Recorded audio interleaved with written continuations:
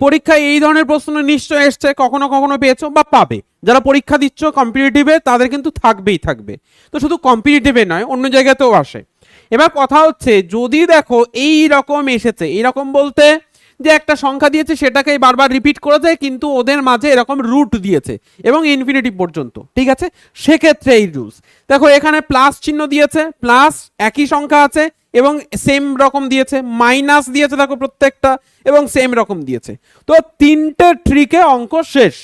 দেখো সবার প্রথমে যেহেতু পরপর সংখ্যা দেওয়া আছে, কোনো চিহ্ন দেওয়া নেই, তাহলে এর অ্যান্সার সবসময় অলওয়েজ 12ই কিন্তু আসবে। এবার যদি প্লাস থাকে বা মাইনাস থাকে, মানে চিহ্ন থাকে, সেক্ষেত্রে কি করবে, এই দুটোকে ফ্যাক্টরাইজেশন করবে, ভাগ করে নেবে, ঠিক আছে, 3 4 12 হয়ে গেল। এবার যদি প্লাস থাকে তাহলে আমাদের বড়টা হয়, যদি মাইনাস থাকে এটাকেও ভাগ করে নাও, 3 আর 4, 3 4 12। যদি মাইনাস থাকে তাহলে ছোটটাকে নিতে হবে, মানে এটার উত্তর আসবে 4, এটার উত্তর আসবে 3।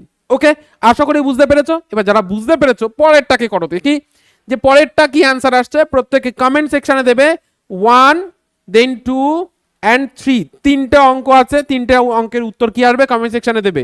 যারা এরকম আরো ট্রিক অ্যান্ড টেকনিক শিখতে চাইছো অবশ্যই চ্যানেলকে ফলো বা সাবস্ক্রাইব করে নিতে একদমই ভুলবে না। আর এই পদ্ধতি তোমার কেমন লেগেছে সেটাও কমেন্ট সেকশনে জানাতে ভুলবে না কিন্তু।